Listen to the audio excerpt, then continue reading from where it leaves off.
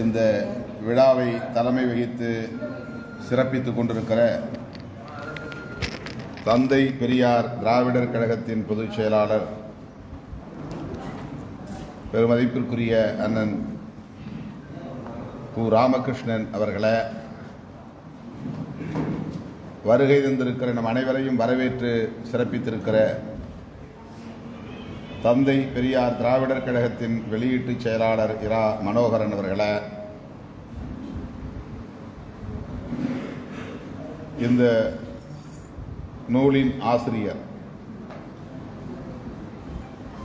தமிழர் வரலாற்றை அழிக்கும் பாஜகவின் கல்வி திட்டம் என்னும் இந்த நூலின் ஆசிரியர் பேராசிரியர் ஆ. கருணானந்தன் அவர்களை,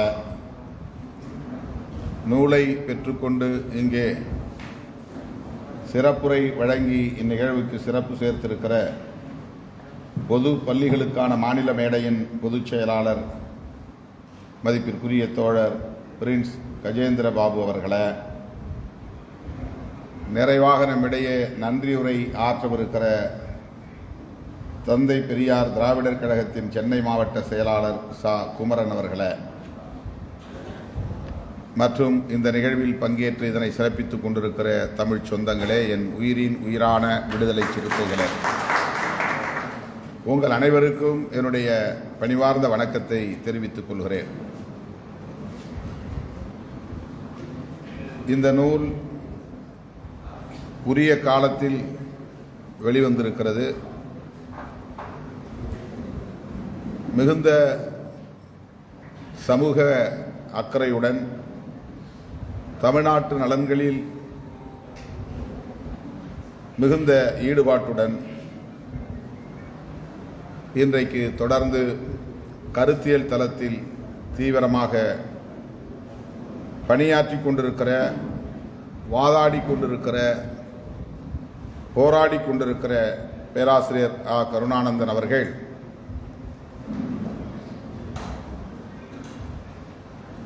பாஜக அரசின்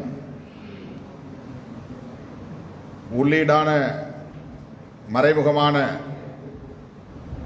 உள்நோக்கத்துடன் கூடிய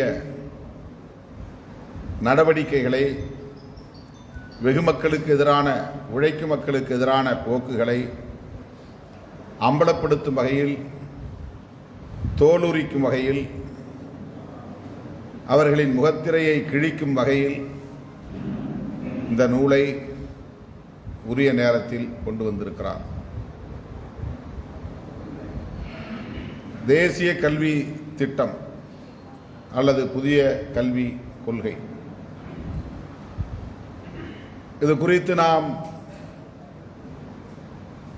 உரையாடல்களை நடத்தியிருக்கிறோம். ஆங்காங்கே சில இடங்களில் போராட்டங்களையும் கூட நடத்தியிருக்கிறோம். ஆனாலும் வெவ்வேறு பிரச்சனைகளை நோக்கி நாம் முகம் கொடுக்க வேண்டியிருப்பதால் இதனை கடந்து போய்க் கொண்டிருக்கிறோம். இத்தகைய ஒரு சூழலில்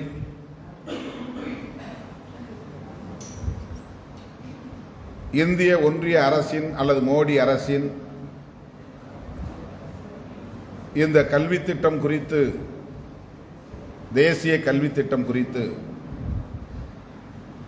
அவர்களின் அடுத்தடுத்த நடவடிக்கைகளை எல்லாம் உற்று நோக்கி உன்னிப்பாக ஆய்வு செய்து,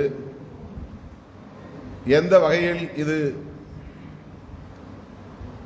நமக்கு மட்டுமல்ல, தமிழர்களுக்கு மட்டுமல்ல, இந்தியா முழுவதும் உள்ள உழைக்கிற மக்களுக்கு எதிராக இருக்கும் என்பதை சுட்டிக்காட்டியிருக்கிறார், தெளிவுபடுத்தி இருக்கிறார். ஒரு சிறிய நூல்தான், 32 பக்கங்களை கொண்ட நூல். ஆனால் மிகவும் ஆழமான, நுட்பமான கருத்துக்களை உள்ளடக்கமாக கொண்டிருக்கிறது. சிந்தனைகளை தூண்டுகிற நூலாக இருக்கிறது. நமது விழிகளை திறக்கிற ஒரு நூலாக இருக்கிறது. எந்த கோணத்தில் இந்திய ஒன்றிய ஆட்சியாளர்களின் போக்குகளை கவனிக்க வேண்டும், அவர்களை புரிந்து கொள்ள வேண்டும் என்பதற்கான ஒரு அச்சாரமாக இந்த நூல் அமைந்திருக்கிறது. BA ஹிஸ்டரி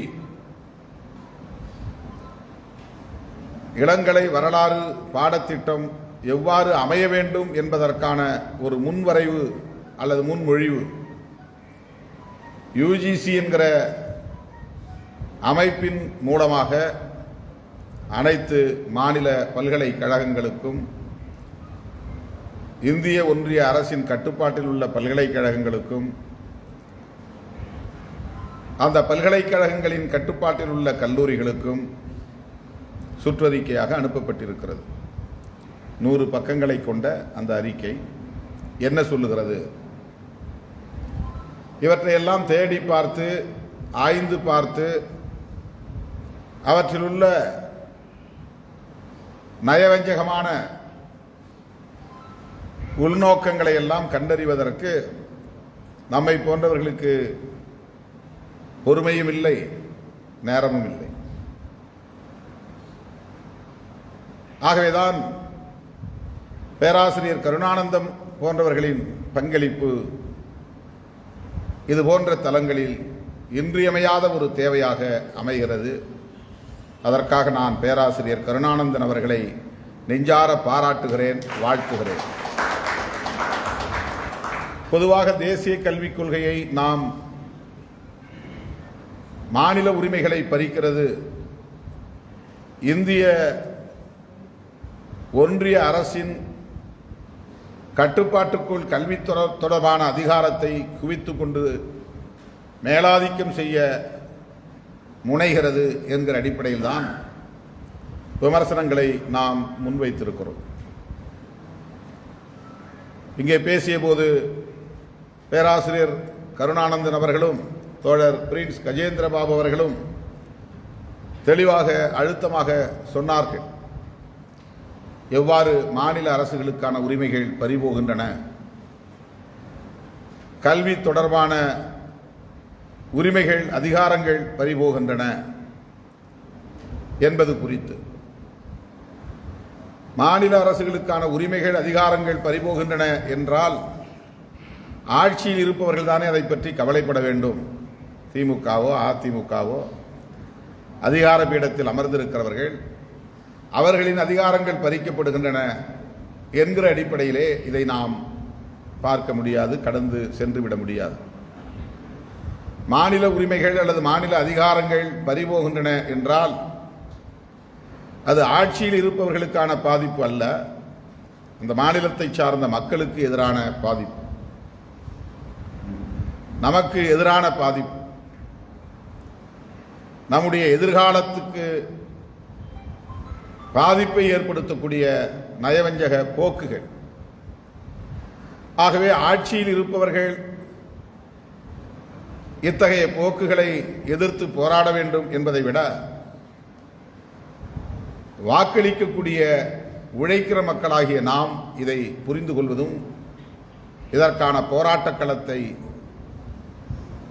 அமைப்பதும் உடனடி தேவையாக இருக்கின்றன என்பதை சுட்டிக்காட்டுவதுதான் இந்த நூலின் நோக்கம். அவர்கள் எதற்காக தேசிய கல்விக் கொள்கையை கொண்டு வந்திருக்கிறார்கள்?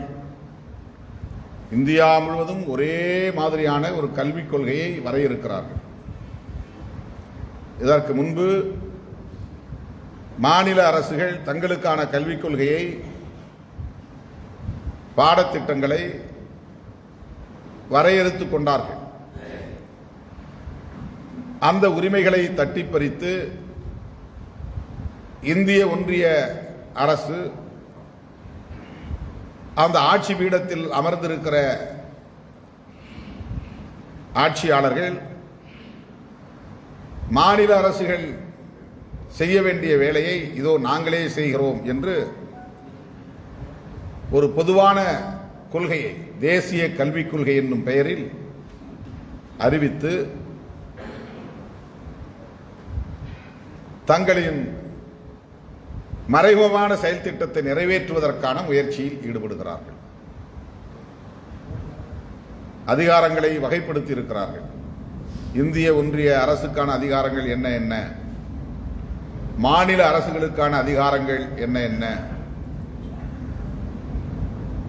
இந்திய ஒன்றிய அரசும் மாநில அரசுகளும் கலந்து பேசி ஒத்திசைவின் அடிப்படையிலே எடுக்க வேண்டிய முடிவெடுக்க வேண்டிய துறைகள் என்ன என்ன துறைகள், அதைத்தான் central list, state list, concurrent list என்று வகைப்படுத்தி இருக்கிறார்கள்.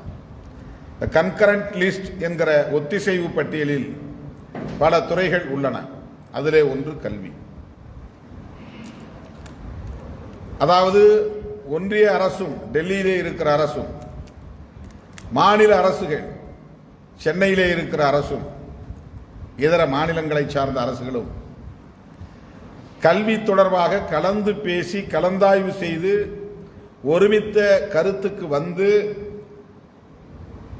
ஒரு கொள்கையை வரையறுக்க வேண்டும் அல்லது செயல் திட்டத்தை வரையறுக்க வேண்டும். இதுதான் அதற்கு பொருள்.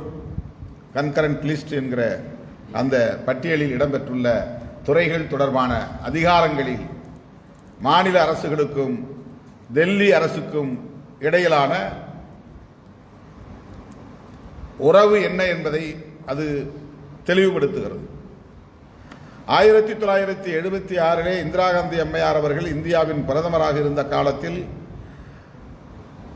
மிசா என்கிற ஒரு சட்டத்தை கொண்டு வந்து நெருக்கடி நிலை பிரகடனம் என்று நாம் அழைப்போம்.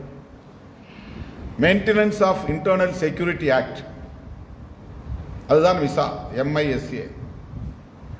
அதை கொண்டு வந்து ஒரு நெருக்கடியை அவர் ஏற்படுத்தியதை நாம் அறிவோம். அது வரலாறு. ஜனநாயகத்தின் குரல் வலை நெரிக்கப்பட்ட போக்குகள் அப்போது நிகழ்ந்தன.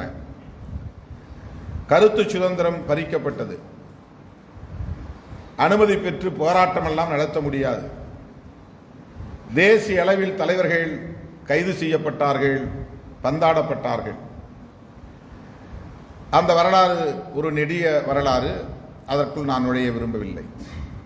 அப்படிப்பட்ட ஒரு நெருக்கடியான காலச்சூழலில் சில துறைகளின் அதிகாரங்களை பொதுப்பட்டியல் என்கிற அந்த ஒத்திசைவு பட்டியலுக்கு கொண்டு வந்தார் இந்திரா காந்தி அம்மையார்.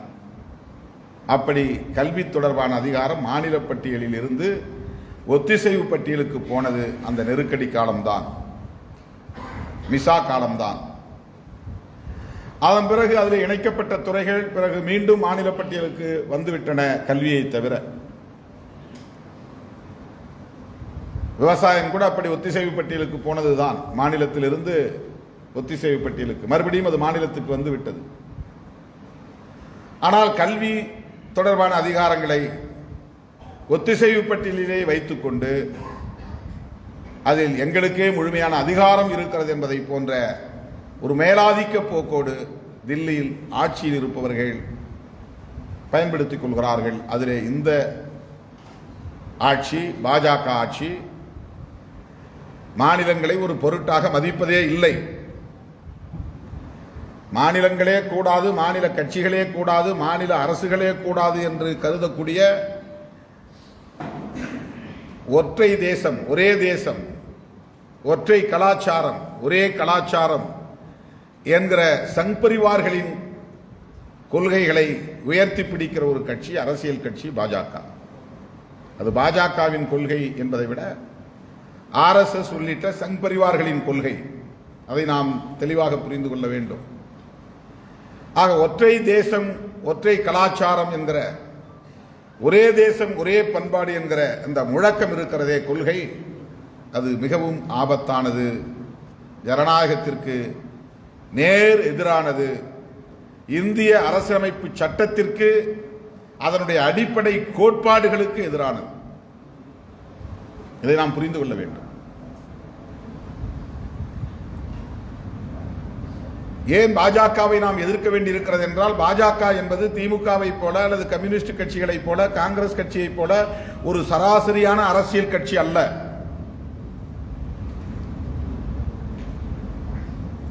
பாஜக என்பது 2000 ஆண்டுகளுக்கு முன்னால் இருந்த இந்திய சமூக கட்டமைப்பை மீண்டும் இங்கே நிலைநிறுத்த வேண்டும். 2000 ஆண்டுகளுக்கு முன்னால் இருந்த சமூக ஒழுங்கை மறுபடியும் இங்கே நிலைநாட்ட வேண்டும். 2000 ஆண்டுகளுக்கு முன்னால் எப்படி பெண்கள் ஆண்களுக்கு கட்டுப்பட்டு குடும்பத்திற்குள் முடங்கி கிடந்தார்களோ அப்படி முடங்கி கிடக்க வேண்டும். 2000 ஆண்டுகளுக்கு முன்னால் எப்படி இங்கே வர்ணாசிரமம் கோலோச்சியதோ அப்படி வர்ணாசிரமம் இங்கே கோலோச்ச வேண்டும். எல்லா வர்ணங்களை விடவும் எல்லா சாதிகளை விடவும் பிராமணர்களே உயர்ந்தவர்கள் என்கிற அந்த கோட்பாடு இங்கே மறுபடியும் நிலைநிறுத்தப்பட வேண்டும். அது நிலைநிறுத்தப்பட்டால்தான் எந்த பாதிப்பும் இல்லாமல் பிராமணர்கள் என்கிற முன்னேறிய சமூக பிரிவினர் பாதுகாப்பாக இங்கே வாழ முடியும். தொடர்ந்து அதிகாரத்தை தக்க வைத்துக் கொள்ள முடியும். ஆட்சி அதிகாரத்தில் அவர்களால் கோலோச்ச முடியும்.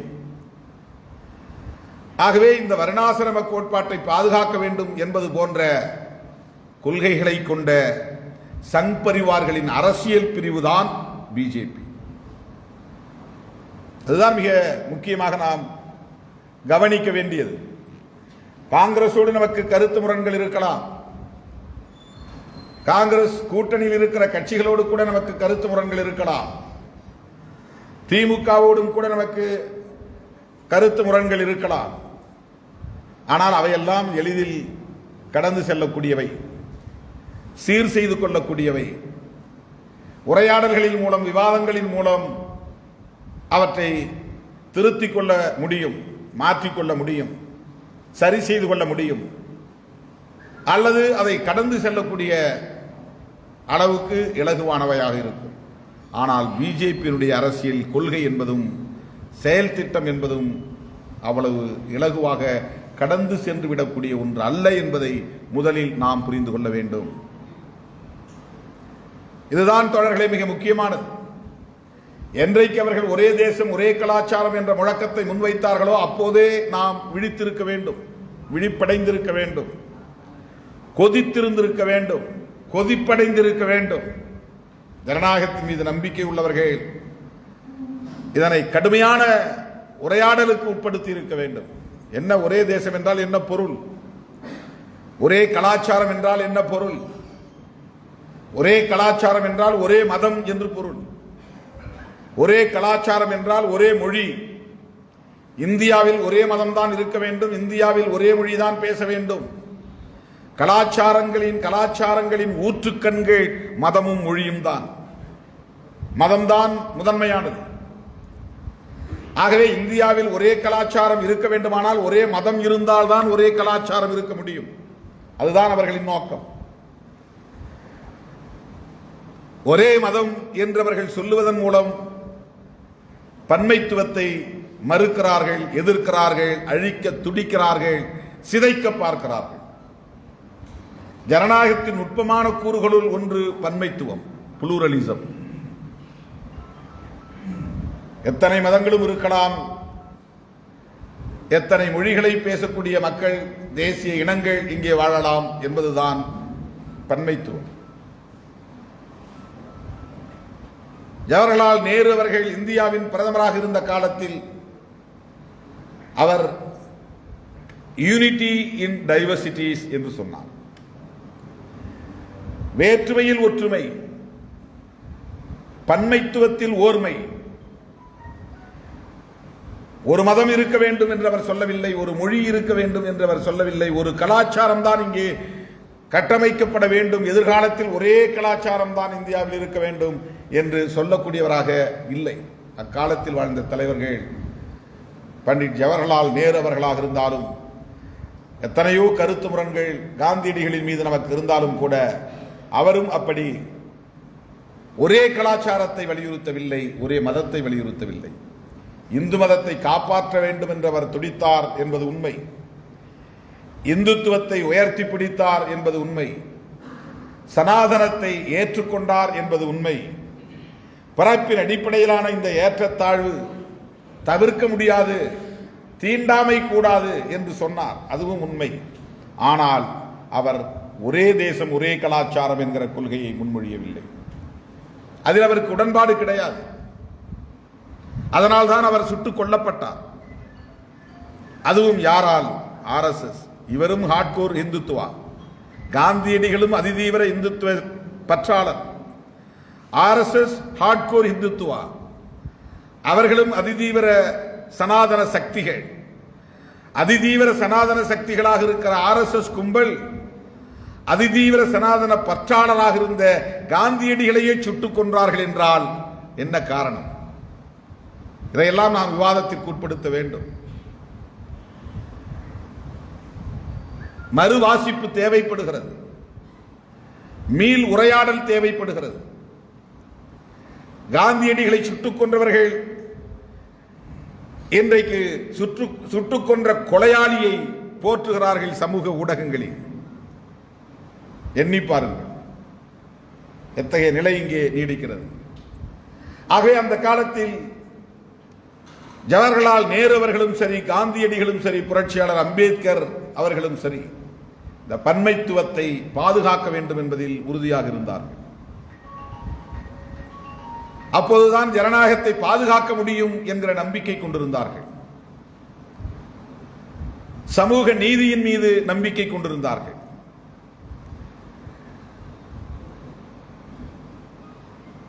எவ்வளவோ விவாதங்கள் நடந்தன. சமூக நீதி தொடர்பாக விரிவான விவாதங்கள் நடந்தன. ஜவஹர்லால் நேரு போன்றவர்கள் அன்றைக்கு இந்த சமூக நீதி கோட்பாட்டை ஏற்றுக்கொண்டார்கள். அதிதீவிர இந்துத்துவ சக்திகள் அதற்கு கடுமையான எதிர்ப்பு தெரிவித்த நிலையிலும் கூட இடஒதுக்கீடு என்கிற இந்த சமூக நீதி கோட்பாட்டை அதிகாரம் மறுக்கப்பட்டவர்களுக்கு, உரிமை மறுக்கப்பட்டவர்களுக்கு, நிலம் மறுக்கப்பட்டவர்களுக்கு முன்னுரிமை வழங்க வேண்டும் என்கிற அந்த கோட்பாட்டை, அவர்களை அதிகார வலிமை உள்ளவர்களாக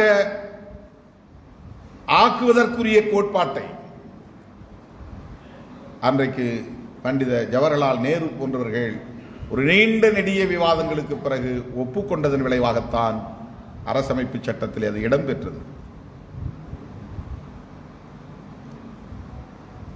ஆகவே அன்றைக்கு அவர்கள் எத்தகைய பார்வை கொண்டவர்களாக இருந்தார்கள், இன்றைக்கு பிஜேபி எத்தகைய பார்வை கொண்டதாக இருக்கிறது. அதனால் தான் சொன்னேன், காங்கிரசும் பிஜேபியும் வழக்கமான சராசரி கட்சி என்று பொருத்தி பார்த்துவிட முடியாது, ஒப்பிட முடியாது. காங்கிரஸோடு நமக்கு முரண்பாடுகள் உண்டு என்பது ஒரு புறம். ஆனால் காங்கிரசிடம் இந்த பார்வை இல்லை. ஒரே தேசம் ஒரே கலாச்சாரம் என்கிற ஒரு நச்சு பார்வை,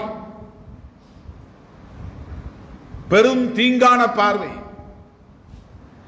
ஜனநாயகத்தை சிதைக்கிற பார்வை, அதிலிருந்து தோன்றுவதுதான் தேசிய கல்விக் கொள்கை. ஒரே தேசம் ஒரே கலாச்சாரம் என்கிற அந்த பார்வையில் இருந்துதான் இந்தியாவில் ஒரே தேசம் என்கிற உணர்வை கட்டி எழுப்ப வேண்டுமானால் வளர்ந்தவர்களில் இருந்து தொடங்கக்கூடாது, பிஞ்சுகளிடமிருந்து தொடங்க வேண்டும், குழந்தைகளிடமிருந்து தொடங்க வேண்டும். வீதிகளில் இருந்து தொடங்கக்கூடாது, வகுப்பறைகளில் இருந்து தொடங்க வேண்டும்.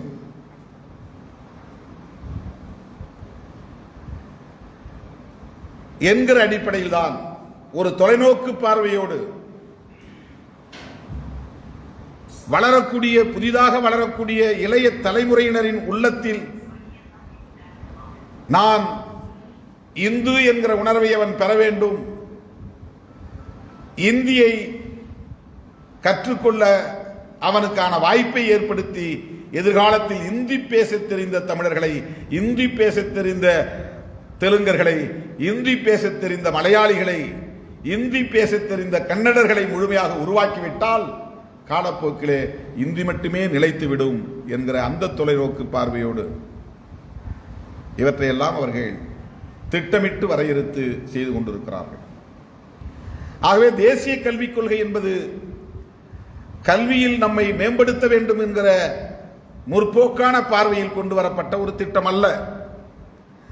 அனைவருக்கும் கல்வியை வழங்க வேண்டும் என்பதற்கு கொண்டு வரப்பட்ட திட்டம் அல்ல. அனைத்து கிராமங்களிலும் கல்வி நிறுவனங்களை உருவாக்க வேண்டும் என்பதற்காக கொண்டு வரப்பட்ட திட்டம் அல்ல. எளிய மக்கள் யாவரும் கட்டணமின்றி கல்வியை பெற வேண்டும் என்பதற்காக கொண்டு வரப்பட்ட திட்டம் அல்ல. இருக்கிற கல்வி நிறுவனங்களை கூட தகுதியற்றவை என்று அவற்றை மூடுவதற்காக கொண்டு வரப்படுகிற திட்டம். தகுதியற்ற பள்ளிக்கூடங்கள், தகுதியற்ற கல்லூரிகள், தகுதியற்ற கல்வி நிறுவனங்கள் என்பதற்கு அவர்கள் ஒரு வரையறையை கொடுக்கிறார்கள். அந்த வரையறைக்கு உட்படாத எத்தனையோ பள்ளிகள், கல்லூரிகள் மூடப்படும். ஒரு 30-40 ஆண்டுகளுக்கு முன்பு அல்லது ஒரு 50 ஆண்டுகளுக்கு முன்பு அப்படி அங்கொன்றும் இங்கொன்றுமாக கல்லூரிகள் இருந்தன.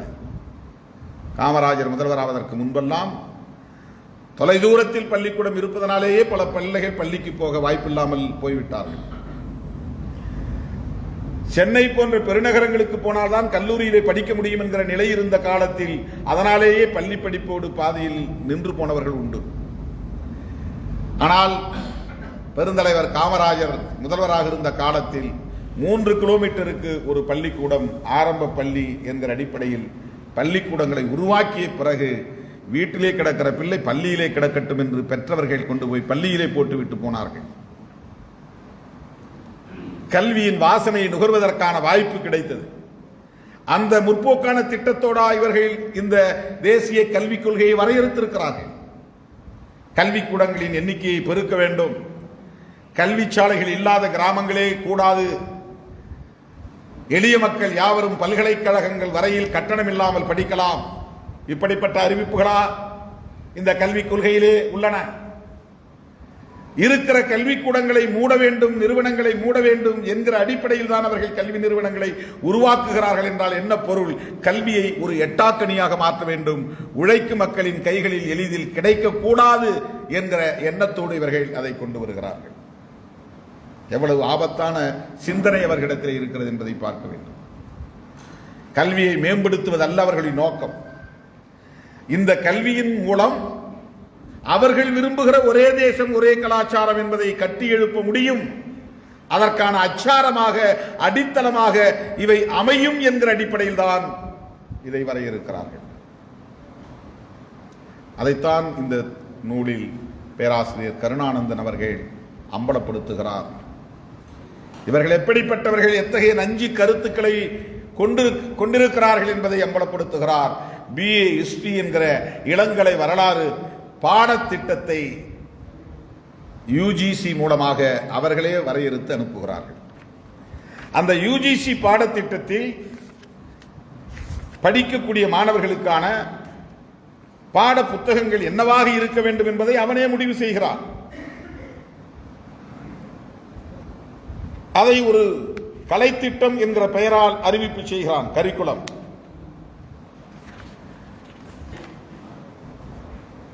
கட்டாயத்தாள்கள், அதாவது கம்பல்சரி எழுத வேண்டிய பேப்பர்ஸ், புக்ஸ் படிக்கணும். The idea of Bharat, history of India earliest time to 550 BC, history of India 550 CE 1 to 00 CE 1200, history of India 1200 CE common era 1707 common era, history of India 1707 1857, Indian national movement 1857 1947, history of modern India 1947 2000, cultural heritage of India, history of communication in India. 9 தாள்கள். இது கட்டாயம். மாணவர் விருப்பத்தின்படி தேர்ந்தெடுக்கக்கூடிய India குறித்த தாள்கள். Environmental issues of India, making contemporary India, Delhi ancient, Delhi medieval, Delhi modern, skill enhancement courses, நுட்பத்திறன் வளர்ப்பு பாடங்கள், understanding heritage and appreciation and introduction to Indian art, archives and museum, understanding popular culture. இது பாடங்கள். இதில் என்ன தவறு அப்படின்னு நமக்கு தோணும். இந்தியாவை பற்றி தானே படிக்கிறோம், இதில் என்ன தவறு? இங்கதான் பேராசிரியர் கருணானந்தம் அவர்களின் பார்வை பெரியாரின் நோக்கில், அம்பேத்கரின் நோக்கில் நமக்கு தெளிவுபடுத்துகிறது. இளங்கலை வரலாற்று மாணவர்கள் 3 ஆண்டுகளில், அதாவது 6 செமஸ்டர்களில் எழுதியே ஆக வேண்டிய 26 தாள்களில் 16 தாள்கள், தாள்கள்னா இந்த பாடத்திட்டம் பேப்பர்ஸ் சப்ஜெக்ட், 26 தாள்களில் 16 தாள்கள் இந்தியா என்கிற அடையாளத்தில் வருகிற பொது வரலாறு குறித்தது. 26ல் 16 பேப்பர் இந்தியாவை பற்றிய பொது வரலாறா இருக்கு. இவருடைய கேள்வி என்னன்னா, தமிழக வரலாறு, கேரள வரலாறு, கன்னட வரலாறு போன்ற மொழிவழி தேசியங்களின் தனித்துவமிக்க வரலாறுகள் தனித்தாள்களாக இடம்பெற முடியாத வகையில் திட்டமிட்டு வடிவமைக்கப்பட்ட சதிகாரத்தனமான பாடத்திட்டமாக இது உள்ளது. ஏன் இதில் தமிழக வரலாறு இணைக்கப்படவில்லை? அல்லது ஏன் இதில் கன்னட வரலாறு இணைக்கப்படவில்லை? மாநிலங்களுக்கு என்று ஒரு வரலாறு இல்லையா? தேசிய இனங்களுக்கு என்று ஒரு வரலாறு இல்லையா? தமிழ்நாட்டை சார்ந்தவன் தமிழக வரலாறை படிக்க வேண்டாமா? தமிழ்நாட்டை சார்ந்தவன் மொழிவழி தேசிய வரலாற்றை படிக்க வேண்டாமா? அவனுடைய கலாச்சாரத்தை படிக்க வேண்டாமா? அவனுடைய பொருளியல் வரலாற்றை படிக்க வேண்டாமா? ஆக திட்டமிட்டு மொழிவழி தேசியங்களின் அல்லது மாநிலங்களின் வரலாறு இடம்பெறாத வகையில் ஒரு பாடத்திட்டத்தை இவர்கள் தயாரித்து தருகிறார்கள். அப்பதான் ஒரே இந்தியா, ஒரே தேசம் இந்த உணர்வு படிக்கிற மாணவர்களிடையே பதிவாகும். எவ்வளவு நுட்பமாக அவர்கள் சிந்திக்கிறார்கள், எவ்வளவு சூது சூழ்ச்சியோடு சிந்திக்கிறார்கள். அவர்களின் கனவு திட்டத்தை நனவாக்குவதற்கு தொலைநோக்கோடு சிந்திக்கிறார்கள். இதை எண்ணி பார்க்க வேண்டும். டெல்லி என்கிற இன்றைய இந்திய ஒன்றிய தலைநகருக்கு 3 தாள்களை பட்டியலிட்டுள்ள யுஜிசி இந்திய ஒன்றியத்தில் இடம்பெறும் மாநிலங்களின் வட்டாரங்களின் மொழி, இன, பண்பாட்டு, தேசிய இனங்களின் வரலாறுகளை முற்றிலுமாக புறக்கணித்துள்ளது. டெல்லியை பற்றி 3 சப்ஜெக்ட் கொடுக்குறேன். அதன் மூலம் என்ன பண்றேன்னா, மாநில அரசுகளுடைய பண்பாடு மற்ற விஷயங்களை எல்லாம் நீ திட்டமிட்டே புறக்கணிக்கிற. இதில் உள்நோக்கம் இருக்கிறது. டெல்லியை பற்றி ஒரு சப்ஜெக்ட் இருந்தால் போதும், ஒரு பேப்பர். சென்னையை பற்றி சொல்லலாம், அல்லது தமிழ்நாட்டை பற்றி ஒரு பேப்பர் வைக்கலாம். வரலாறு படிக்கிற மாணவர்கள், தமிழ்நாட்டில் படிக்கிற மாணவர்களுக்கு தமிழ்நாட்டை பற்றி அல்லது தலைநகர் சென்னையை பற்றி படிக்க வேண்டிய தேவை இருக்கா இல்லையா? ஏன் இது தவிர்க்கப்படுகிறது? தேசம் ஒரு வல்லரசாக மாற வேண்டும் என்பதற்கு இதுதான் வழியா? இந்தியா வல்லரசாவதற்கு இதுதான் வழியா? ஆரிய வைதீக பண்பாடு என்னும் ஒற்றை அடையாளத்தின் தொடர்ச்சியாகவும் விரிவாக்கமாகவும் வரலாறு பாடத்திட்டம் இந்திய வரலாற்றை தந்துள்ளது. அதில் அவர் என்ன சொல்ல வர்றாருன்னா, அதுதான் ரொம்ப முக்கியமானது. இந்தியா வரலாறு படிக்கிறதுல என்ன தப்புன்னு நம்ம நினைக்கலாம். இந்திய வரலாறை எப்படி எழுதுறான், அது ரொம்ப முக்கியமானது. இந்திய வரலாறை படிப்பதிலே தவறில்லை. ஆனால் இந்திய வரலாறு எவ்வாறு எழுதப்பட்டிருக்கிறது, அல்லது இவன் எவ்வாறு எழுதுகிறான், பாடத்திட்டத்தில் எவ்வாறு அதை பதிவு செய்கிறான், அதிலும் உள்நோக்கம் இருக்கிறது. ஆதி காலத்தில் வெள்ளையர்கள் இந்த நாட்டை ஆண்ட காலத்தில் இந்திய வரலாறு எழுதியவர்கள் சமஸ்கிருதத்தை முதன்மைப்படுத்தி எழுதியிருக்கிறார்கள், கங்கையை மையப்படுத்தி எழுதியிருக்கிறார்கள். ஒட்டுமொத்தமாக இந்திய பண்பாடே சமஸ்கிருத பண்பாடுதான் அல்லது வேத பண்பாடுதான். இந்திய மக்களின் நாகரிகமே வேத நாகரிகம்தான், சமஸ்கிருத நாகரிகம்தான் என்று அன்றைக்கு அவர்களுக்கு கிட்டிய தரவுகளின் அடிப்படையிலே அவர்கள் புனைந்த அல்லது எழுதிய அல்லது கட்டமைத்த அந்த வரலாறு தான் இந்திய வரலாறாக கருதப்படுகிறது. இன்றைக்கும் அதுதான் இருக்கிறது. அதன் பிறகு வந்த அதே வெள்ளையர்களின் வரிசையில் வந்த மற்றவர்கள், நம்முடைய மனோன்மணியம் சுந்தரனார் போன்றவர்கள் இந்திய வரலாற்றை கங்கையிலிருந்து தொடங்கக்கூடாது, இந்திய வரலாற்றை காவிரியிலிருந்து தொடங்க வேண்டும், இந்திய வரலாற்றை வைகையிலிருந்து தொடங்க வேண்டும் என்று வின்சென்ட் ஸ்மித் 1900 ஆண்டுகளில் குறிப்பிட்டிருக்கிறார் என்பதையும் இங்கே பதிவு செய்திருக்கிறார். அந்த வரலாற்று அறிஞர்களுக்கு இடையிலே கூட இந்த வரலாற்றை எழுதுவதில் எத்தகைய முரண்கள் இருக்கின்றன என்பதை அப்போதே அவர்கள் பதிவு செய்திருக்கிறார்கள். இந்திய வரலாறு இந்திய வரலாறாக முழுமையான பரிமாணங்களோடு எழுதப்படவில்லை. ஒரு கோணத்தில் ஒரு நாகரிகத்தை முன்வைத்து அல்லது பண்பாட்டை முன்வைத்து அன்றைக்கு தனக்கு நெருக்கமாக இருந்தவர்களை பயன்படுத்தி கொண்டு அவர்கள் கொடுத்த தரவுகளின் அடிப்படையில் எவன் ஆட்சி வரானோ அவங்ககிட்ட நெருக்கமாயிருவாங்க. யார் ஆட்சிக்கு வந்தாலும் அவரிடம் போய் நெருக்கமாக அமர்ந்து கொள்வார்கள். பிராமணர்கள், பார்ப்பனர்கள், வைதிக மதங்களை சார்ந்தவர்கள். அன்னைக்கு வெள்ளைக்காரன் ஆட்சி வந்தான். முஸ்லீம்கள் ஆட்சி இருந்த காலத்தில் கூட அவங்க தான் நெருக்கமா இருந்தாங்க. பிரிட்டிஷ் ஆட்சி காலத்திலும் அவங்க நெருக்கமாயிடுறாங்க. உடல் உழைப்பு சமூகங்களை சார்ந்தவர்கள் நெருக்கமாக முடியாதில்லை. தலைமுறை தலைமுறையாய் ஆங்கிலம் படித்தவர்கள் அல்லது அந்தந்த காலத்துக்கு ஏற்ற மொழியை கற்றுக்கொண்டவர்கள், அந்த வாய்ப்பை பெற்றவர்கள் ஆட்சியாளர்களை இலகுவாக நெருங்கிவிட முடியும். நெருங்கினார்கள். அதற்கான அத்தனை வித்தைகளும் அவர்களுக்கு தெரியும். ஆகவே அவர்கள் தந்த தரவுகளின் அடிப்படையில், அவர்கள் கொடுத்த ஆதாரங்களின் அடிப்படையில் வெள்ளையர்கள் இன்றைக்கு இந்திய வரலாற்றை இதுதான் இந்திய வரலாறு என்று எழுதியிருக்கிறார்கள். அது வேத நாகரிகத்தை அடிப்படையாக கொண்டதாக இருக்கிறது. இன்னும் சொல்ல போனால் ஒரு காலத்தில் தமிழே சமஸ்கிருதத்திலிருந்து தோன்றிய மொழிதான் என்ற ஒரு கருத்து வலுவாக இருந்தது. தமிழ் ஒரு தனித்த மொழி அல்லது முதன் மொழி அல்லது மூத்த மொழி, தொன்மை வாய்ந்த மொழி என்கிற கருத்து இப்போதுதான் இந்த ஒரு நூற்றாண்டில் தான் பேசப்படுகிறது. ஆனால் அதற்கு முன்பு சமஸ்கிருதம் தான் எல்லா மொழிகளுக்கும் தாய்மொழி. இந்தியாவில் பேசப்படுகிற அனைத்து மொழிகளுக்கும் சமஸ்கிருதமே தாய்மொழி என்கிற கருத்து இங்கே நிலைப்படுத்தப்பட்டது, திட்டமிட்டு அது திணிக்கப்பட்டது. அது பின்னால் சிந்து சமவெளி நாகரிகங்கள் கண்டறியப்பட்ட பிறகு தொல்லியல் ஆய்வாளர்கள் எல்லாம் அதற்கான ஆதாரங்களை எல்லாம் தந்த பிறகு அது வேறு இது வேறு என்கிற கருத்து உருவாகி இன்றைக்கு தமிழ் மொழி சமஸ்கிருதத்திலிருந்து தோன்றிய மொழி இல்லை. குறிப்பாக கால்டுவெல் அவர்கள் எழுதிய திராவிட மொழிகளின் ஒப்பிலக்கணம் அந்த கருத்தை உடைத்தது என்று பேராசிரியர் இங்கே பதிவு செய்திருக்கிறார். திராவிட மொழிகளின் ஒப்பிலக்கணம் வந்த பிறகுதான் திராவிட மொழிகள் வேறு, ஆரிய மொழிகள் அல்லது வடமொழிகள் வேறு, பிராகிருதம், பாலி போன்ற மொழிகள் வேறு, மராத்தி, பஞ்சாபி, உருது போன்ற மொழிகள் வடமொழிகள், இதுவெல்லாம் தென்மொழிகள். தென்னிந்திய பகுதியில் இருக்கிற மொழிகள் தென்மொழிகள்.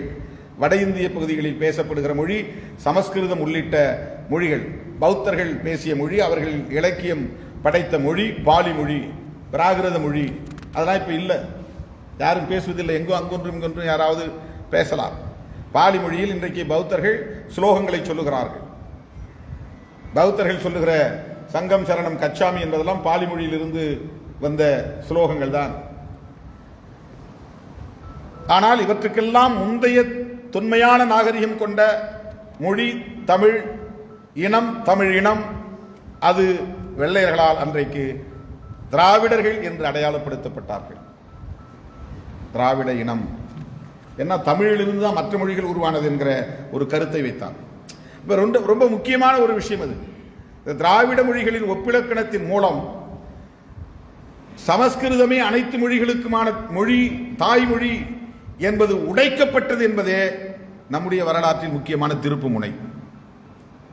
நம்முடைய நாகரிகத்தை உரிமை கோருவதற்கு, நம்முடைய தொன்மையை கண்டறிவதற்கு ஒரு வழிவகையை உருவாக்கியது என்று இதிலே பதிவு செய்திருக்கிறார். அந்த காலத்தில் இந்திய வரலாறு என்பது சமஸ்கிருதத்தின் மூலம் தொன்மையை பெற்றது. அதில் ரொம்ப முக்கியமா நம்முடைய ஆசிரியர் ஒரு கருத்தை பதிவு செய்திருக்கிறார். அதில் John Marshall, sir John Marshall அந்த அகழாய்வுகள், அதாவது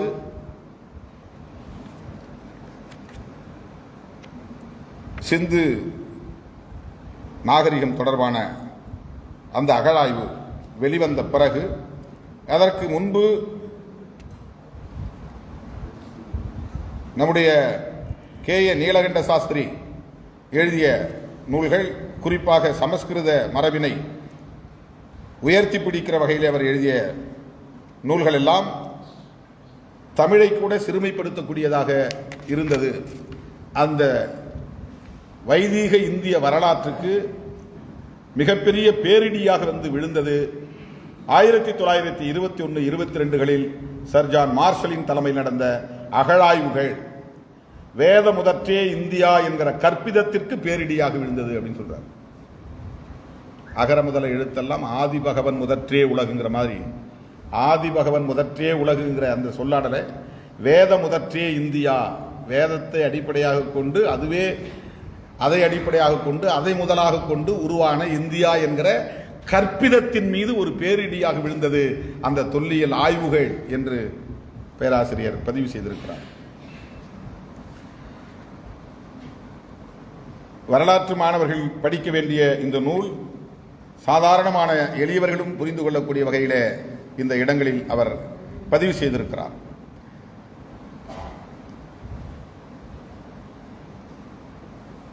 அதிலேதான் அவருடைய மாணவர் அமர்நாத் ராமகிருஷ்ணா கீழடியிலே செய்த ஆய்வு குறித்தும் கேள்விகளை அவருக்கு எப்படிப்பட்ட நெருக்கடிகள் வந்தன என்பது குறித்த கேள்விகளை அவர் பதிவு செய்திருக்கிறார்.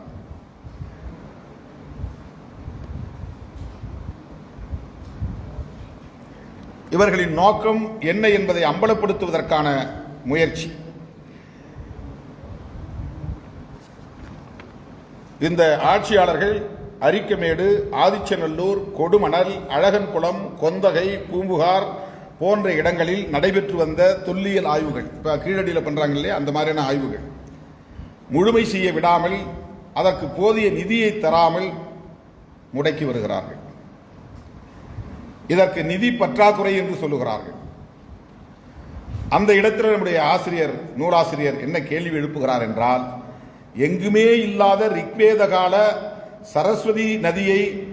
சரஸ்வதியை கண்டுபிடித்தே ஆக வேண்டும் என்று அளப்பரிய ஆர்வத்தில் பல நூறு கோடிகளை எப்படி உங்களால் ஒதுக்க முடிகிறது? இதை ஆய்வு செய்யறதுக்கு உங்களுக்கு பணம் ஒதுக்க முடியல. ரிக்வேதத்தில் சொல்லப்பட்டிருக்கான், சரஸ்வதின்னு ஒரு ஆறு ஓடிச்சு, அந்த ஆறிலிருந்து தான் எங்கள் நாகரிகம் தொடங்கியது. அந்த சரஸ்வதிங்கிற ஆறு எதுன்னு கண்டுபிடிக்கணும். அதை கண்டுபிடிக்கிறதுக்கு பல நூறு கோடிகளை ஒதுக்கி இருக்கிறது இந்த அரசு. இப்படி ஒரு நதி எங்க இருக்குன்னு யாருக்கும் தெரியல. ரிக்வேதத்தில் சொல்லப்படுகிறது. ரிக்வேதத்தில் சொல்லப்படுகிற நதி வேத காலத்து நாகரிகத்தை உறுதிப்படுத்தும். அதாவது நாங்கள் அந்நியர்கள் இல்லை, ஈரானிலிருந்து வந்தவர்கள் இல்லை, இந்த மண்ணின் மைந்தர்கள் என்று வரலாற்றை திரிவு செய்ய முயற்சிக்கக்கூடிய அந்த கும்பல் இந்த மண்ணுக்கு சொந்தக்காரர்கள் என்று உறுதிப்படுத்திக் கொள்வதற்காக முயற்சிக்கிறது. அந்த கும்பல் சரஸ்வதி நதி எங்கே ஓடுகிறது என்று கண்டுபிடிப்பதற்காக, ஆய்வுகளை செய்வதற்காக பல நூறு கோடிகளை ஒதுக்க முடியும் என்றால், ஏன் எங்க தமிழகத்தில் இருக்கக்கூடிய இந்த பகுதிகளில் தொல்லியல் ஆய்வுகளை நடத்துவதற்கு நிதி ஒதுக்க கூடாது? எதற்காக அதை முடக்கி வைக்கிறீர்கள்? ஏன்னா அந்த வரலாறு படிப்பதில் கூட எது வரலாறுங்கிற முக்கியமான ஒரு கேள்வி இருக்கு. வகுப்பறையில் சொல்லித் தருகிற வரலாறெல்லாம் சரியான வரலாறு, முழுமையான பரிமாணங்களை கொண்ட வரலாறு என்று சொல்லிவிட முடியாது என்பதற்கு இந்த விவாதங்கள், உரையாடல்கள் அடிப்படையாக அமைகின்றன. தமிழர்களுக்கென தனித்துவமிக்க வரலாறு இருக்கக்கூடாது என்பதில் வேத பிரியர்கள் முனைப்பாக இருக்கிறார்கள். யார் வேத பிரியர்கள்? அசைவ பிரியர்கள் மாதிரி, சைவ பிரியர்கள் மாதிரி வேத பிரியர்கள். பல நூறு ஆண்டுகளுக்கு முன்னரே இமயமலையில் இருந்து சிவனால் பொதியமலைக்கு அனுப்பப்பட்ட அகஸ்திய ரிஷிதான் தமிழை உருவாக்கினார், தமிழுக்கு இலக்கணம் தந்தார் என்ற புராண கதையை புனைந்து தமிழ் மொழியை பிரசவித்தது சமஸ்கிருதமே என்ற ஆதிக்க சித்தாந்தத்தை இப்படித்தான் விதைத்தனர். நாம அகஸ்தியர் படத்தை பார்த்தா தெரியும். அவர் அங்கிருந்து தெற்க வருவார், ஒரு கல்யாணத்துக்கு போயிருப்பார் அங்க இமயமலைக்கு. அப்படியே அது அந்த திருமணத்தில் வந்து இந்தியா அப்படியே தென்பகுதியை தூக்கிக்கும், வடபகுதியை அழுந்திரும். எல்லா தேவர்களும் எல்லா ரிஷிகளும் எல்லாரும் ஒரே இடத்துல போய் நின்ன உடனே பூமி தூக்கிச்சான். தென்னிந்திய பகுதி மேலே போயிருச்சு. உடனே சிவபெருமான் வந்து நீ போப்பா கீழே போனா சமம் ஆயிரும் அப்படின்னு அவர் அங்கிருந்து இங்கே அனுப்புறாரு. தனி ஒரு ஆளாக அகஸ்தியர் மட்டும் வராரு. நிலம் வந்து பேலன்ஸ் ஆயிடுது. அப்போ அவர் கையில் வச்சிருந்த கமண்டலத்தை காக்கா வந்து தள்ளி விடும். அந்த படத்தில் அந்த கமண்டலத்திலிருந்து ஓடுற தண்ணி தான் காவிரி, காகம் விரித்த நீர் அப்படின்னு அதில் கதை சொல்லுவாங்க. அந்த அகஸ்தியர் தான் தமிழை காப்பாற்றினார், தமிழுக்கு வந்து தமிழை உருவாக்கினார், தமிழுக்கு இலக்கணம் தந்தார் என்ற கதைகள் இருக்கின்றன. இதன் மூலம் அவர்களின் நோக்கம் என்னவென்றால், சமஸ்கிருதம் தான் தாய்மொழி, தமிழ் அதிலிருந்து தோன்றியது என்கிற கட்டுக்கதையை உண்மை என்று நம்ப வைக்கிற முயற்சியை அவர்கள் ஆதி காலத்திலிருந்து எடுத்தார்கள், மேற்கொண்டார்கள். இதுதான் பெரியார் பார்வை என்று. இதற்கு பெயர் தான் பெரியார் பார்வை, இதற்கு பெயர் தான் அம்பேத்கர் பார்வை.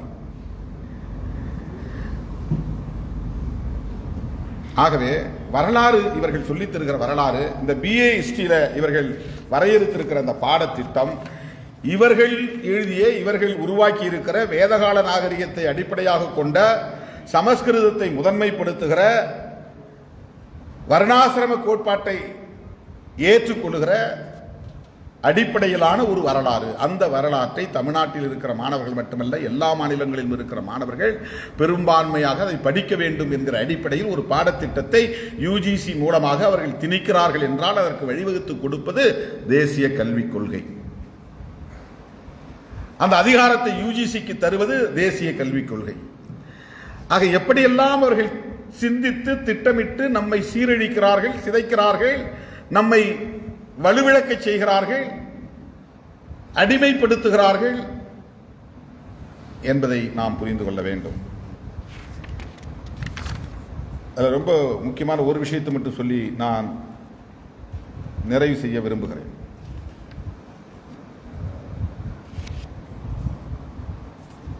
பாரத் என்கிற கருத்தியல், அது ஒரு பாடம், அது ஒரு சப்ஜெக்ட், அது ஒரு பேப்பர். அதை கட்டாயமாக அவங்க படித்து, அதான் ஃபர்ஸ்ட் பேப்பர், அவங்க எக்ஸாமில் அதை எழுதணும். அது compulsory. The idea of Bharat. Bharat அப்படிங்கிற சொல் எங்கிருந்து வந்தது, அதுதான் அவருடைய ஆய்வு. இப்போ நீ பாரத்னு ஒரு கற்பிதத்தை பாரதம் அப்படின்னு நீ சொல்றிய, இந்த பாரதம் அப்படிங்கிறது எங்கிருந்து வந்தது, அதனுடைய உண்மையான பொருள் என்ன? அம்பேத்கர் எழுதிய அரசமைப்பு சட்டத்தில் கூட இந்தியா என்கிற பாரத் அப்படின்னு தான் ஆரம்பிக்கும். அவர் ஏதாவது ஒரு சொல்ல பயன்படுத்திருக்கலாம், 2 சொல்ல பயன்படுத்திருக்காருன்னா அதில் ஏதோ ஒரு ப்ரெஷர் இருந்திருக்குன்னு அர்த்தம். விவாதத்திற்கு பிறகுதான் அது ஃபைனலைஸ் ஆகுது. இந்தியான்னு மட்டுமே அவர் சொல்லியிருக்கலாம்.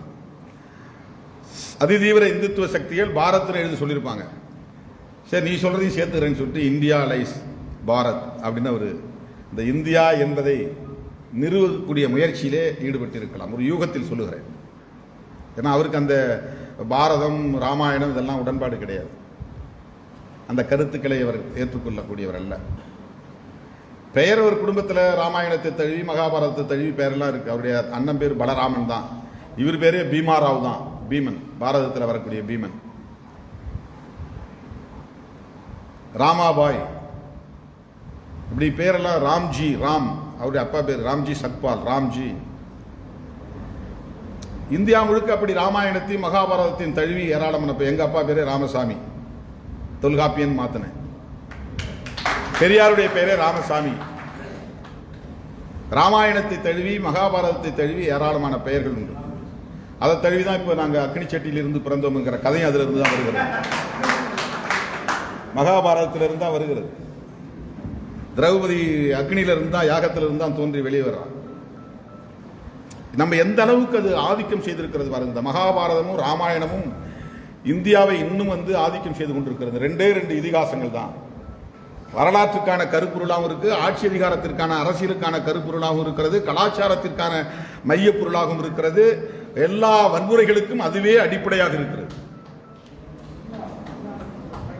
இந்த இதிகாசம் 2 அந்த அளவுக்கு எழுத படிக்க தெரியாது, பள்ளிக்கூடத்துக்கு போயிருக்க மாட்டான். ராமாயணம் தெரியாதவன் எவனுமே இல்லை இந்தியாவில்.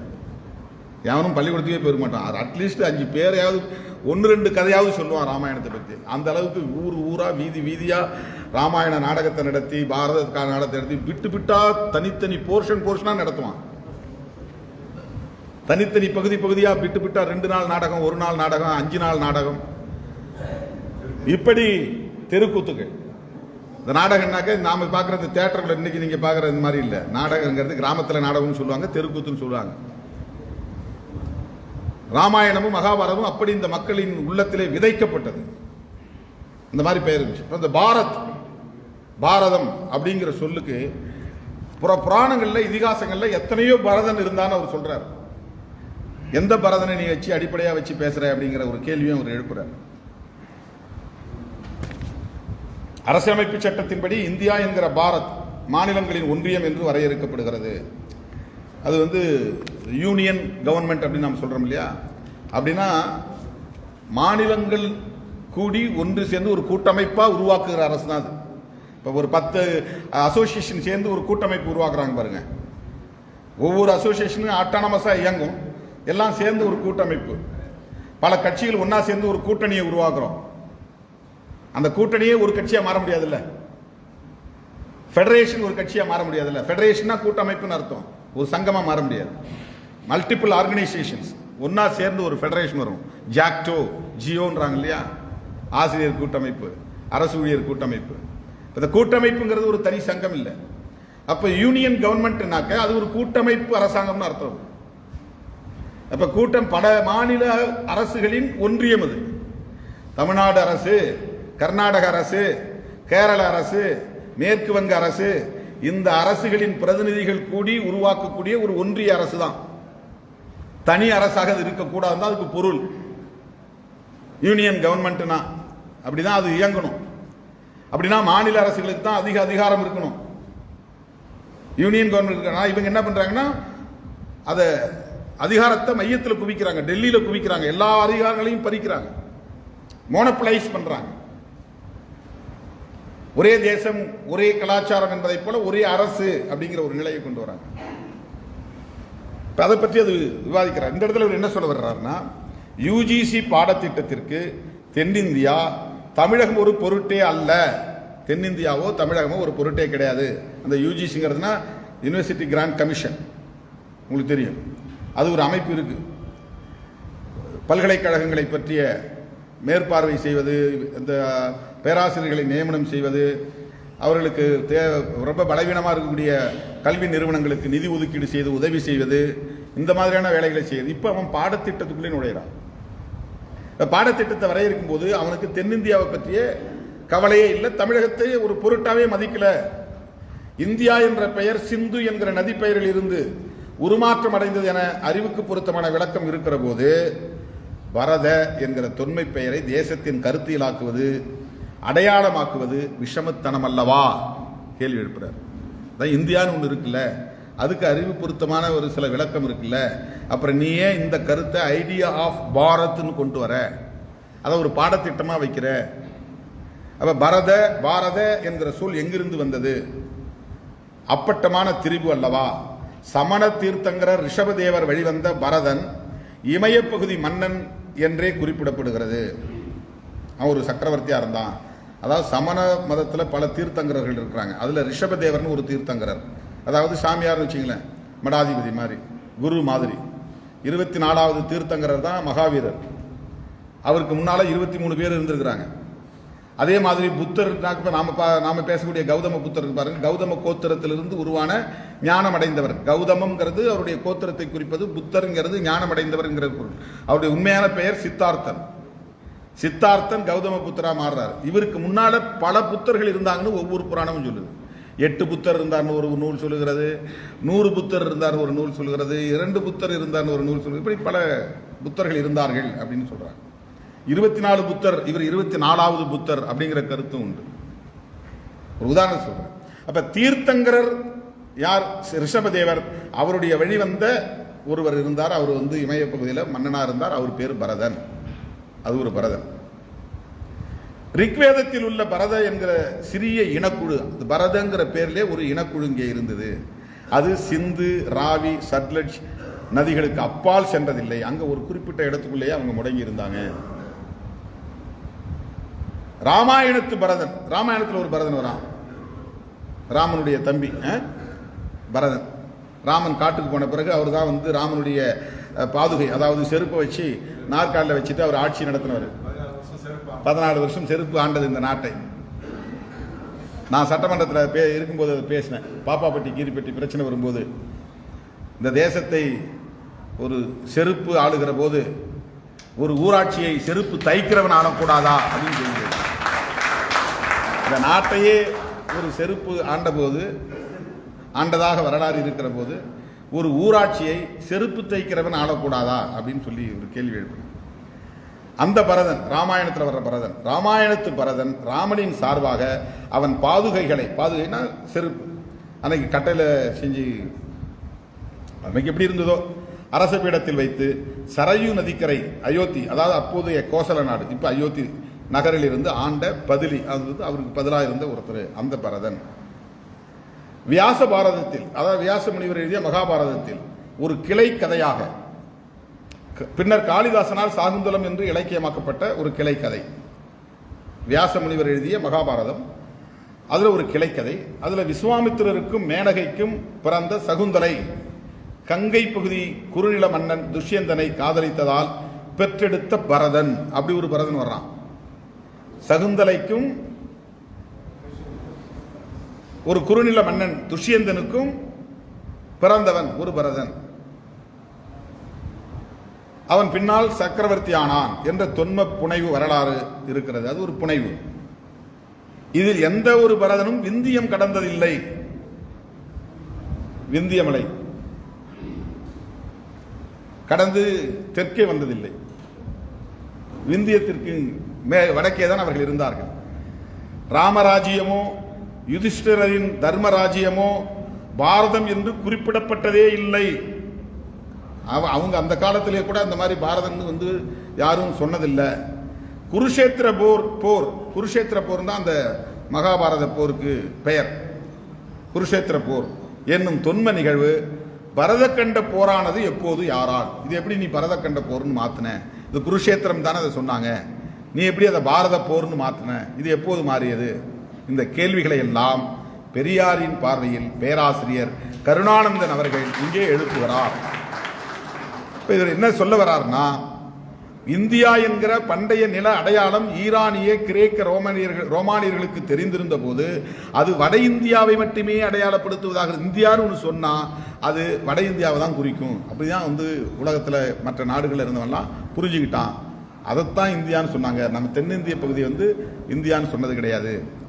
தென்னிந்திய தமிழக பகுதிகளை அவர்களது பயண குறிப்புகள் தாமரிக்கே என்று குறிப்பிட்டிருந்தன. அவங்களுடைய பயண குறிப்புகளில் தாமரிக்கே, அதை ஒரு பிராக்கெட்டில் என்ன சொல்கிறாங்கன்னா திராவிட அல்லது தமிழக பகுதி அப்படின்னு, அப்படிதான் அவங்களுடைய பயண குறிப்புகள் இருந்தது. இஸ்லாமியர் ஆட்சியில் இது இந்துஸ்தானம், இஸ்லாமியர்கள் ஆண்ட காலத்தில் இது இந்துஸ்தானம் இருந்தது. இது ஒரு முக்கியமான ஒரு தகவல். ஏன்னா அந்த பேர் தான் அவங்க கேட்டுக்கிட்டு இருக்கிறாங்க. அது இஸ்லாமியர் காலத்தில் அந்த பேர் இருந்திருக்கு. இஸ்லாமியர்களை எதிர்த்து அந்த பேர் வைக்கிறது விரும்புகிறாங்க. ஆனால் இஸ்லாமியர் காலத்தில் இந்த பேர் இருந்திருக்கு. ஆங்கிலேயர் ஆட்சி காலத்தில் இத்துணை கண்டம் முழுதும் இந்தியா. அவங்க கூட இந்தியான்னு தான் சொல்றான், பிரிட்டிஷ் இந்தியான்னு தான் சொல்றான், பிரிட்டிஷ் பாரத்னு சொல்லலை. கிழக்கிந்திய கம்பெனி, ஈஸ்ட் இந்தியா கம்பெனி தான் வச்சிருக்கான், ஈஸ்ட் பாரத் கம்பெனின்னு வைக்கல. இப்போ வெள்ளைக்காரன் காலத்தில் கூட அது பயன்பாட்டில் இல்லை. உள்நாட்டிலும் அயல்நாடுகளிலும் பன்முக பகுதியான துணைக்கண்ட பகுதிக்கு இந்தியா என்ற பொது அடையாளமே இன்றும் வழக்கில் இருக்கிறது. உலகத்தில் எந்த நாட்டுக்கு போனாலும் இந்தியான்னு தான் சொல்றான். இந்தியாவுக்கு தான் விசா கொடுக்குறான், இந்தியாவுக்கு தான் டிக்கெட் கொடுக்குறான். இந்தியாங்கிற பெயர் தான், இந்திய கொடி தான் ஐநாவில் பிறக்குது, பாரத்னு கிடையாது. இந்நிலையில் இந்தியா என்பதை விலக்கிவிட்டு அதற்கு பாரத் என்கிற சமஸ்கிருத தொன்ம அடையாளத்தை ஒற்றை தேசிய கருத்தியலாக புகுத்துவது ஏன்? த ஐடியா ஆஃப் பாரத் அப்படின்னு ஒரு வரலாறு நீ எழுதி மாணவர்களின் உள்ளத்தில் நீ இப்படி ஒரு கருத்தை பரப்புவது எதற்காக? இந்த நூலை நீங்க ரொம்ப அவசியம் படிக்க வேண்டும். தேசிய கல்விக் கொள்கையை பிஜேபியை நாம் எதிர்ப்பதால் எதிர்க்கவில்லை. தேசிய கல்விக் கொள்கையை வெறுமன மாநில உரிமை பறிபோகிறது என்கிற அடிப்படையில் மட்டுமே எதிர்க்கவில்லை. ரொம்ப நுட்பமாக இதை புரிந்து கொள்ள வேண்டும். மாநில உரிமை போனா போதும்பா, நாம் என்ன ஆட்சியில இருக்கிறோங்கிற மாதிரி கூட நம்ம அப்படியே அதை லெத்தார்ஜிக்கா இருந்துருவோம். ஆட்சியில் இருக்கிறவங்க தான் அதை கவலை பண்ணணும், நமக்கு என்ன? இது அவர்கள் மாணவர்களின் உள்ளத்தில் அவர்கள் விரும்புகிற ஒரு கருத்தியலை திணிக்கிற முயற்சி, அதன் மூலம் அவர்கள் விரும்புகிற ஒரு தேசத்தை, ஒரே தேசத்தை கட்டமைக்கிற முயற்சி. ஆகவேதான் தமிழர் வரலாற்றை அழிக்கும் கல்வி திட்டம், திட்டமிட்டே அழிக்கும் முயற்சி என்று பேராசிரியர் கருணானந்தம் அவர்கள் இந்த நூலை படைத்திருக்கிறார். அருமை தோழர்களே, விடுதலை சிறுத்தைகள் கட்சி தேசிய கல்விக் கொள்கையை எதிர்த்து பல நிகழ்வுகளை நடத்தியிருக்கிறது, ஆர்ப்பாட்டங்களை நடத்தியிருக்கிறது. பிரின்ஸ் கஜேந்திர பாபு போன்றவர்கள் முன்னெடுத்த பல்வேறு நிகழ்ச்சிகளில், திராவிடர் கழகம் உள்ளிட்ட அமைப்புகள் முன்னெடுத்த நிகழ்ச்சிகளில் எல்லாம் பங்கேற்றிருக்கிறது. இது வெறும் தோழமை அடிப்படையில் அவர்களோடு கைகோர்த்து நிற்போம், அது வாக்கு வங்கிக்கு உதவும் என்கிற அடிப்படையில் அல்ல.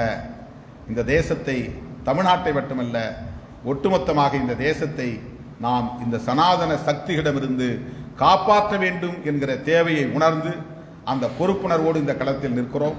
தொடர்ந்து நிற்போம், தொடர்ந்து போராடுவோம் என்று சொல்லி வாய்ப்புக்கு நன்றி கூறி நிறைவு செய்கிறேன். நன்றி, வணக்கம்.